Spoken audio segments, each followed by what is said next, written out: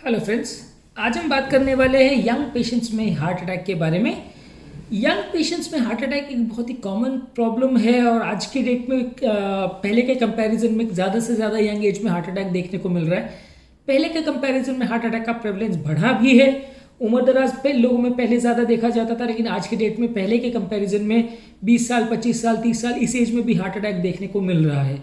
इसके कारण क्या है, इसको क्यों होता है, किस तरह से ये बढ़ता है, क्या रिस्क फैक्टर्स है, उस बारे में हम बात करेंगे और क्या क्या चीज़ों का ध्यान रखने की ज़रूरत है, इस बारे में बात करेंगे। बेसिकली टॉपिक इंपॉर्टेंट इसलिए भी है क्योंकि पहले का जैसा कॉन्सेप्ट था, अगर उस कॉन्सेप्ट को आज लोग मान के चलते हैं कि हार्ट अटैक उम्र दराज लोगों की बीमारी है, तो इस एज में अगर कोई भी यंग पेशेंट आपके पास छाती में दर्द लेके आता है तो कई बार डॉक्टर्स भी मिस कर देते हैं, कई बार डॉक्टर्स भी प्रॉपरली पेशेंट को इवैल्यूएट नहीं करते, मिस आउट हो जाता है और बाद में पता चलता है कि पेशेंट को हार्ट अटैक आया था।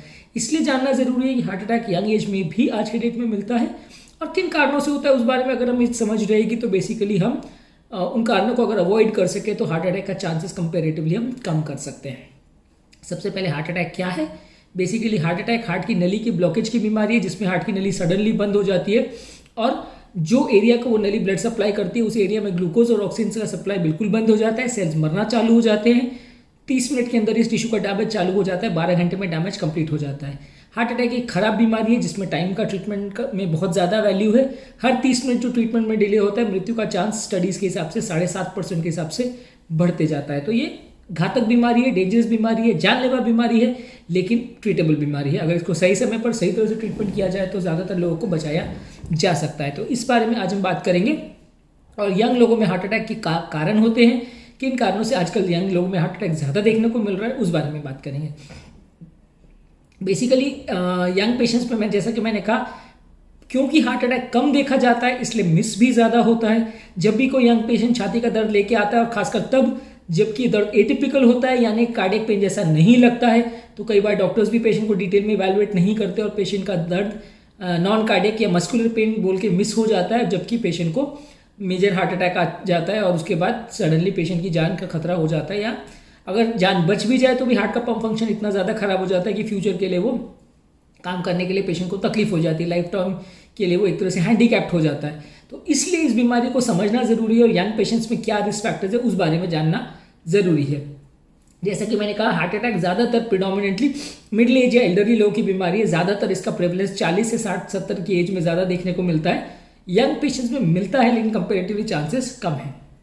हार्ट अटैक में नलियों में ब्लॉकेज की डिपोजिशन जो है वो धीरे धीरे बहुत छोटी उम्र से चालू हो जाती है। इनफैक्ट कुछ स्टडीज़ ने तो ये भी शो किया है कि जब बच्चा माँ के पेट में होता है तब भी नली में कोरोनरी आर्टरीज में प्लैक्स डिपोजिशन होना चालू हो जाते हैं। तो फाइब्रोफैटी प्लैक्स जो है जिसे जो इसे कहा जाता है, ये नलियों में माँ के पेट में भी डिपॉजिट होना चालू हो जाता है। और ऐसा नहीं है कि 20-25 साल की आयु में हार्ट अटैक नहीं कर सकता, बस ये कि कोलेस्ट्रॉल जमा होने का प्रोसेस थोड़ा स्लो रहता है, इसलिए ज़्यादातर लोगों को ये हार्ट अटैक 30-40 साल के आयु के बाद आता है। यंग पेशेंट्स में जिनको फैमिली हिस्ट्री है, स्मोकिंग है, अल्कोहल लेते हैं, बहुत ज़्यादा लाइफस्टाइल स्ट्रेस है या इस तरह के रिस्क फैक्टर्स है, वैसे लोग को कंपेरेटिवली हार्ट अटैक ज़्यादा जल्दी देखने को मिलता है। यंग पेशेंट्स में हार्ट अटैक के रिस्क फैक्टर्स के हमने बारे में बात की। जिन लोगों को भी फैमिली हिस्ट्री है, डायबिटीज़, प्रेशर, स्मोकिंग है, अल्कोहल लेते हैं, टोबैको च्यू करते हैं, बहुत ज़्यादा स्ट्रेस है, इस तरह के रिस्क फैक्टर्स ज़्यादातर यंग लोगों में हार्ट अटैक का कारण होते हैं।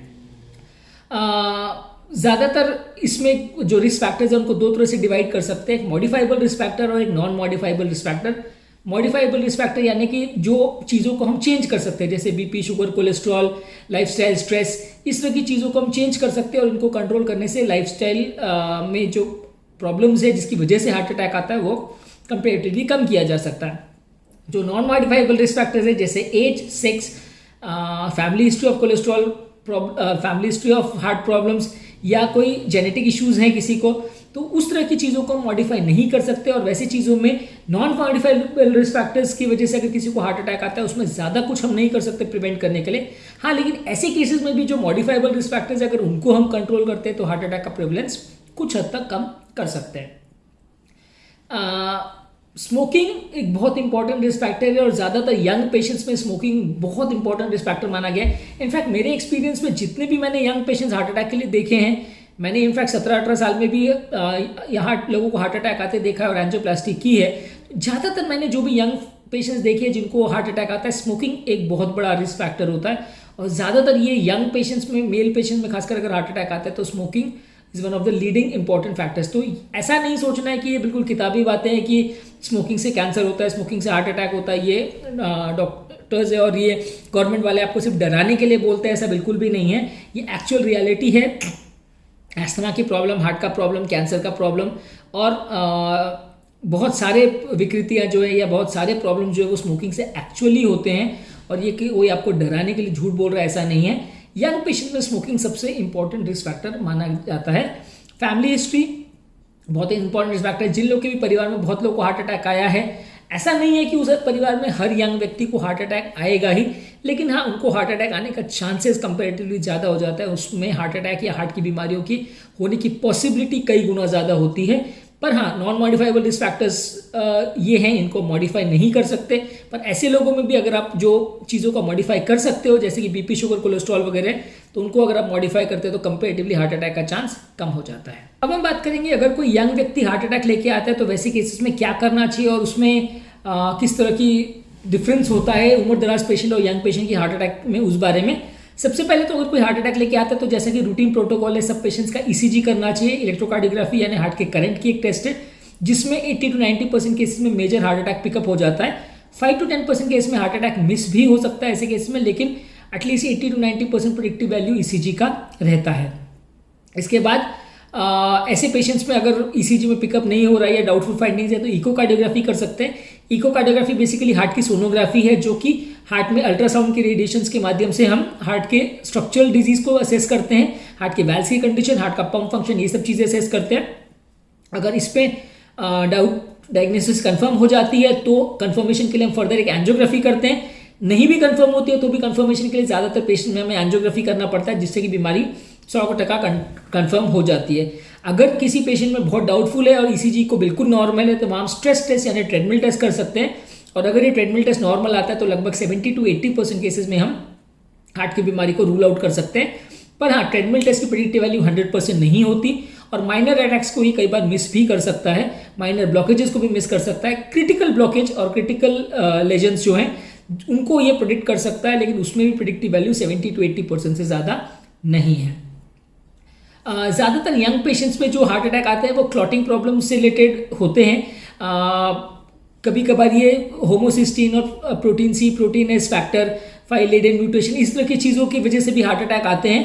पर ये सारे रिस्क फैक्टर्स को असेसमेंट करने का बहुत ज़्यादा इंपॉर्टेंस नहीं है, क्योंकि ज़्यादातर हार्ट अटैक में ये सारे फैक्टर्स में थोड़ा बहुत वेरिएशंस आते भी हैं और अगर आते हैं तो इनका क्लिनिकल इंपॉर्टेंस बहुत ज़्यादा नहीं है। ये सब में अगर ना भी टेस्ट किया जाए ये सारे फैक्टर्स को तो चलता है, क्योंकि ये सारे फैक्टर्स के हिसाब से ट्रीटमेंट करने का बहुत ज़्यादा मतलब नहीं है। ये रिस्क फैक्टर्स इस तरह के क्लॉटिंग रिलेटेड प्रॉब्लम्स की वजह से हार्ट अटैक आने का चांस कंपेरेटिवली कम होता है। ज़्यादातर जिनको भी आता है वो स्ट्रेस रिलेटेड हार्ट अटैक या स्मोकिंग रिलेटेड हार्ट अटैक या कोई दूसरे डायबिटीज़, हाइपरटेंशन यानी कन्वेंशनल रिस्क फैक्टर्स की वजह से हार्ट अटैक होने का चांस ज़्यादा है। जेनेटिक कंपोनेंट के होने का चांस ज़्यादा है, लेकिन कंपेरेटिवली ये फैक्टर 5 म्यूटेशन या protein C, protein S, homocysteine, ये सब की वजह से हार्ट अटैक होना कंपेरेटिवली लेस कॉमन है और इसके लिए हर पेशेंट में इवैल्यूएट करने का बहुत ज़्यादा ज़रूरत नहीं है। एटलीस्ट ट्रीटमेंट स्ट्रैटेजी में बहुत ज़्यादा फर्क इससे नहीं पड़ता है। अब बात करेंगे ट्रीटमेंट के बारे में।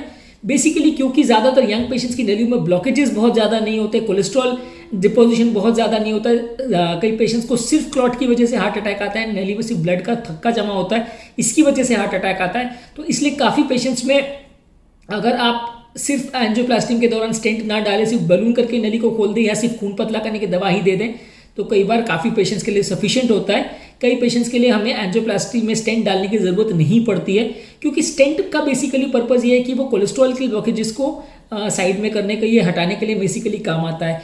जहाँ नलियों में सिर्फ क्लॉट है या नलियों में कोलेस्ट्रॉल डिपोजिशन उतना नहीं है, वहाँ पे कई बार बिना स्टेंट के भी काम चलाया जा सकता है। हालांकि इवन क्लॉट को जेल करने के लिए या क्लॉट को बाइंड करने के लिए भी कभी कभार स्टेंटिंग करना पड़ता है। अगर क्लॉट अपन एस्पिरेशन वैक्यूम से अगर करते हैं तो नहीं निकलता है, या ब्लड क्लॉटिंग को घोलने वाले इंजेक्शन अगर हम देते हैं उससे भी अगर डिजॉल्व नहीं होता है तो वैसे केसेस में हम कई बार स्टेंट करके भी उसको जेल कर सकते हैं क्लॉट को।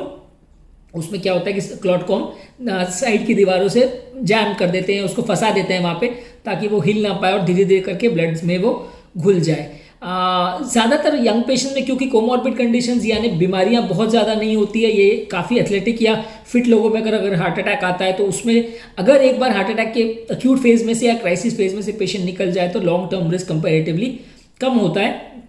जो लोग उम्र दराज होते हैं, इसमें रिस्क फैक्टर्स वगैरह ज़्यादा होते हैं, मल्टीपल कोमॉर्बिड कंडीशन होते हैं, उनके कंपैरिजन में यंग पेशेंट्स में मोर्टेलिटी का चांस कम होता है। दवाइयों के रिएक्शंस वगैरह होने का चांस या दवा से सिग्निफिकेंट ब्लीडिंग होने का चांस या कॉन्ट्रास्ट वगैरह रिलेटेड किडनी वगैरह का डैमेज होने का चांस, ये सब चीज़ें कंपेरेटिवली यंग पेशेंट में कम देखने को मिलती है। यंग पेशेंट्स में अगर हार्ट अटैक के अक्यूट फेज में से पेशेंट बाहर निकल जाए तो मोस्टली लॉन्ग टर्म इतनी ज़्यादा तकलीफ नहीं आती है, मैनेजमेंट करना कंपेरेटिवली ईजी पड़ता है। कभी कभी यंग पेशेंट्स में जहाँ सिर्फ क्लॉट होता है या कोलेस्ट्रॉल का डिपोजिशन ज़्यादा नहीं होता है, वहाँ हम स्टेंट्स करना अवॉइड करते हैं, क्योंकि लॉन्ग टर्म्स में ये स्टेंट्स नली की मोबिलिटी को थोड़ा अफेक्ट करते हैं, ऐसा कुछ स्टडीज़ ने शो किया है, हालांकि कोई बहुत बड़ी स्टडीज़ नहीं है। तो इसलिए यंग पेशेंट में जहाँ 15-20 साल में किसी को अगर हार्ट अटैक आता है तो वहाँ कंपेरेटिवली हम कभी कभार स्टेंट्स का यूजेज अवॉइड करते हैं। हालांकि ये डिसीजन फुली टेक्निकल होता है और अलग अलग केस में उसकी कंडीशन के हिसाब से डिसाइड किया जाता है कि स्टेंट करना है या सिर्फ बलून करना है। पर ज़्यादातर केसेस में ऐसा देखा गया है कि जब भी हम स्टेंट करते हैं तो एटलीस्ट इमीडिएट रिजल्ट बेटर मिलता है। लॉन्ग टर्म स्टेंट्स नलियों के मोशन को और मोबिलिटी को कैसे इफेक्ट करते हैं, इस बारे में कोई बहुत बड़ी स्टडी नहीं है, और ऐसा कोई भी स्टडी ये नहीं शो करती है कि ये मोशन अगर स्टेंट का मूवमेंट अगर अफेक्ट होता है नली का तो उससे कोई लॉन्ग टर्म प्रॉब्लम होता है पेशेंट को। तो इसलिए अगर यंग पेशेंट में भी स्टेंट कर रहे हैं तो ऐसा पेशेंट को नुकसान है वैसा नहीं है, एटलीस्ट साइंटिफिक डेटा ऐसा नहीं है जो उसको सपोर्ट करता है कि किसी को नुकसान है। पर फिर भी अगर एज पार एज पॉसिबल अगर किसी के 15-20 साल में किसी को हार्ट अटैक आता है तो हम कोशिश करते हैं कि बगैर स्टेंट सिर्फ बलून से काम चल जाए। पर हाँ, ये चीज़ 25-30 साल के बाद एप्लीकेबल नहीं होती, क्योंकि इसी एज के बाद ज़्यादातर कोलेस्ट्रॉल का डिपोजिशन नलियों में मिलना चालू हो जाता है। ये फैक्टर जो है खाली 10-15 साल या 20 साल की आयु में अगर कोई होता है तो ही उसके लिए एप्लीकेबल है। जैसा कि हमने कहा कि कई बार हम कोशिश करते हैं कि कोलेस्ट्रॉल अगर ब्लॉकेज ना हो तो खून पतला करने वाले इंजेक्शन वगैरह से भी हम नलियों को खोलने का ट्राई करते हैं, पर ये खून पतला करने की जो इंजेक्शन है, दवाइयाँ हैं, उनका असर बहुत लिमिटेड होता है। जो फर्स्ट जनरेशन लाइटिक एजेंट्स होते हैं जो कि थोड़े सस्ते आते हैं, इनका सक्सेस रेशियो खाली 30% जैसा रहता है, और जो थर्ड जनरेशन यानी अच्छे एडवांस लाइटिक एजेंट्स रहते हैं उनका सक्सेस रेशियो खाली 50% रहता है, वो भी अगर पहले 3 या 4 घंटे में दिया जाए तो। जबकि जो एंजियोप्लास्टी है उसमें नली के खुलने का यह सक्सेस रेशियो ऑलमोस्ट 95 to 99% रहता है। यानी एंजियोप्लास्टी अगर हम डायरेक्टली करते हैं तो नली खुलने की ऑलमोस्ट गारंटी रहती है, लेकिन हाँ इंजेक्शन का प्रयोग हम तब करते हैं जब एंजियोप्लास्टी वगैरह की फैसिलिटी अवेलेबल नहीं होती है, या बहुत यंग पेशेंट हो जहाँ हम एंजियोप्लास्टी नहीं करना चाहते हैं या सिर्फ दवा से ट्राई करना चाहते हैं, वैसा हम कर सकते हैं। पर सक्सेस रेशियो यूजली दवा से कंपेरेटिवली कम होता है। कभी कभार किसी जन्मजात विकृति वाली बीमारियों में नलियों में अगर दबाव आ जाए, जैसे जिसे कंजेनिटल हार्ट डिजीज बोलते हैं, उसमें नलियों में अगर कंप्रेशन आ जाए या नलियों में क्रैक पड़ जाए, या कुछ इन्फ्लेमेशन वाली बीमारी होती है जैसे एओर्टो आर्थराइटिस वगैरह, उसमें नलियों में अगर सूजन आ जाए तो भी हार्ट अटैक क्रिएट हो सकता है। इनका भी यूजली मैनेजमेंट बाकी हार्ट अटैक जैसा ही किया जाता है। लॉन्ग टर्म जिस तरह की विकृति है उसके हिसाब से थोड़ा लास्ट फॉलोअप में मैनेजमेंट का स्ट्रैटेजी थोड़ा चेंज हो सकता है। अब बात करेंगे pregnancy related heart attack. Pregnancy में भी क्योंकि ब्लड की क्लॉटिंग टेंडेंसीज थोड़ी बढ़ जाती है तो इसलिए प्रेग्नेंट फीमेल्स में भी हार्ट अटैक का चांस कंपेरेटिवली थोड़ा ज़्यादा रहता है। प्रेगनेंसी रिलेटेड हार्ट अटैक के बारे में हमने ऑलरेडी एक सेपरेट टॉपिक किया जो आप मेरे चैनल पे देख सकते हैं। यहाँ बेसिकली जिस्ट के बारे में एक स्मॉल में जिस्ट देंगे इस बारे में। प्रेगनेंसी में क्योंकि ब्लड की क्लॉटिंग टेंडेंसी बढ़ जाती है तो सडनली हार्ट अटैक लोगों को आ सकता है, ज़्यादातर सेकंड या थर्ड ट्राइमेस्टर में आता है। कभी कभार नलियों में अगर कोई खिंचाव या तनाव की वजह से नलियों का इलास्टिक फाइबर अगर वीक हो तो नली में डिसेक्शन या क्रैक डेवलप हो सकता है, उसके वजह से भी नलियों में हार्ट अटैक आ सकता है। ये सब चीज़ों का चांस काफ़ी कम है आज के डेट में, जहाँ फीमेल पेशेंट्स काफ़ी मिडिल एज या एल्डरली पेशेंट्स में भी लोग प्लान करके प्रेग्नेंट हो रहे हैं या प्रेगनेंसी IVF वगैरह से कर रहे हैं। तो वैसे पेशेंट्स में जो एज फैक्टर है वो वर्क नहीं करता, क्योंकि नॉर्मली अगर कोई अपने नेचुरली प्रेग्नेंट होता है 20-25 साल की आयु में तो एज के रिलेटेड हार्ट अटैक नहीं उनमें देखने को मिलता। पर जैसे जैसे व्यक्ति की उम्र बढ़ते जाती है और उसके बाद अगर वो प्रेगनेंसी करवाते हैं तो कंपेरेटिवली वैसे लोगों में हार्ट अटैक का चांस बढ़ जाता है। अगर कोई प्रेग्नेंट फीमेल हार्ट अटैक के साथ आती है तो वैसे में हम खून पतला करने का इंजेक्शन देते हैं। इससे थोड़ा सा बच्चे की जो प्लेसेंटा वगैरह वहाँ पे भी थोड़ा ब्लीडिंग का चांस रहता है, पर इसमें बहुत ज़्यादा ऑप्शन नहीं है। अगर बहुत ज़्यादा ज़रूरी हो तो वहाँ एंजियोग्राफी एंजियोप्लास्टी किया जा सकता है, लेकिन जो रेडिएशन हम करते हैं इस एंजियोग्राफी एंजियोप्लास्टी के दौरान, उससे बच्चे को डैमेज हो सकता है, माँ को नुकसान हो सकता है। इसलिए ज़्यादातर हम एंजियोग्राफी एंजियोप्लास्टी अवॉइड करते हैं। सिर्फ खून पतला करने की दवाई या इंजेक्शन के द्वारा हम इस तरह को पेशेंट्स को मैनेज करने का ट्राई करते हैं, और उसके बाद भी हम मिनिमम खून पतला करने की दवा पर ही पेशेंट्स को कंटिन्यू रखते हैं। स्पॉन्टेनियस डिसेक्शन के बारे में लास्ट में बात करेंगे। कभी कभार ऐसा हो सकता है कि नलियों में कोई कोलेस्ट्रॉल डिपोजिशन ना हो, सिर्फ नली में एक तरेड़ पड़ जाए या क्रैक हो जाए, इसकी वजह से भी नली में हार्ट अटैक आ सकता है। ये कुछ डिजीजेज जहाँ पे नली का इलास्टिक फाइबर थोड़ा खराब रहता है उसमें ज़्यादा देखने को मिलता है, पर कई बार स्पॉन्टेनियस डिसेक्शन बिना कारण से भी नली में हो सकता है। जो पेशेंट को पहले कोई और रिस्क फैक्टर ना आ रहा हो वैसे में भी हो सकता है। स्मोकर्स में ये कंपेरेटिवली ज़्यादा देखा जा सकता है, और हार्ट अटैक का ये इंपॉर्टेंट कारण है यंग पेशेंट्स में हार्ट अटैक होने का। अगर ऐसा हार्ट अटैक आपको मिल रहा है और वहाँ नली में कोलेस्ट्रॉल डिपोजिशन नहीं है, तो नली को आप सिर्फ बलून करके ओपन कर सकते हैं। कभी कभार अगर क्रैक बहुत ज़्यादा हो तो वहाँ स्टेंट करके उसकी लेयर्स को चिपकाया जा सकता है, उससे हीलिंग थोड़ा इंप्रूव हो सकता है। ये spontaneous dissection related heart attack अगर नहीं भी स्टेंट वहाँ पे करे तो ऑलमोस्ट 3-4 महीने में ज़्यादातर केस में थोड़ा इंप्रूवमेंट आ जाता है, नलियाँ अपने आप हील भी हो जाती हैं। इसलिए कई बार ऐसे केस में स्टेंट अवॉइड भी करे तो चलेगा, हालांकि इसके लिए कोई बहुत लॉन्ग टर्म डेटा अवेलेबल नहीं है। हमारे इस टॉपिक का बेसिक पर्पज़ ये है कि हम हार्ट और हार्ट रिलेटेड बीमारियों के बारे में हम लोगों के सामने अवेयरनेस क्रिएट करना चाहते हैं, ताकि उनको बीमारियों के बारे में पता रहे और वो बीमारियों के डिसीजन मेकिंग के लिए सिर्फ डॉक्टर्स और अपने फ्रेंड्स और रिलेटिव्स पर डिपेंडेंट ना रहें, क्योंकि डॉक्टर्स कई बार टाइम कंस्ट्रेंट की वजह से आपको सारी इन्फॉर्मेशन नहीं दे पाते हैं, और फ्रेंड्स और रिलेटिव से मिली हुई इन्फॉर्मेशन कई बार आधी सही आधी गलत होती है, जिसका फॉलो करने से कई बार फायदा होने के बदले नुकसान भी हो सकता है। अगर आपको हमारे चैनल का कॉन्सेप्ट अच्छा लगता है तो वीडियो को लाइक कीजिए, चैनल को सब्सक्राइब कीजिए, और अगर आपको लगता है कंटेंट आपके फ्रेंड्स और रिलेटिव्स के लिए यूजफुल है तो इसका वीडियो का लिंक उनके साथ शेयर कीजिए। अगर आपको लगता है कि कोई और टॉपिक्स के बारे में हमें डिस्कशन करनी चाहिए अपने चैनल पर, तो हमें नीचे डिस्क्रिप्शन बॉक्स में उनके बारे में बताएं, ताकि हम सब्सिक्वेंट वीडियोज़ में उन्हें कवर कर सकें।